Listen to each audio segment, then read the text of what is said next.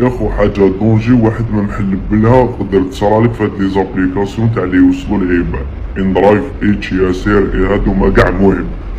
ما نفيزي حتى وحده، انا واحد مساعديني بزاف في حياتي كي نكون حاصل نحكمهم. البارح كملت خدمه على 12 تاع الليل، حكمت ابليكاسيون، جاني شوفير مبروط ما هو لي في التصويره ما كروستو بصح هو لي اكسيبتا لابليكاسيون. كيفاش ما على بالكش؟ هاد العفايس على بالنا بلي يصراو، ماشي هادي هي الحكايه اللي نحب نوصلها لكم.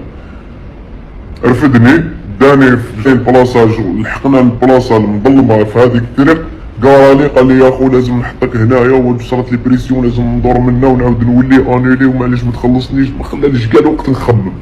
هبط انا مع اللي هبط جاني توسويس، دارت طوموبيل اون فاس ليا فيها 4 عباد، انا قطعت انا في سونس انفيرس وهما راهم من هيك جايين ليا بقدرة ربي سبحانه. جاز الطوموبيل تاع لي جوندارم حبستهم، مع اللي حبستهم الاخرين هربوا. الحكايه اللي راهي تصرا دا 15 يوم صرات فيه حطابه ثاني، السيد الحمد لله سلك، ضربوه وداو له دراهم.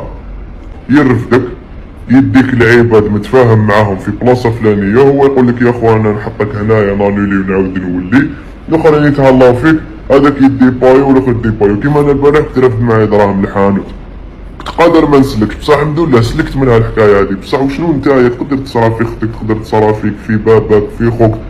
هاد الفيديو لازم عليك تبارطاجها باش اللي صرات له يحكيها واللي ما صراتلوش ولا يرد بالو منها.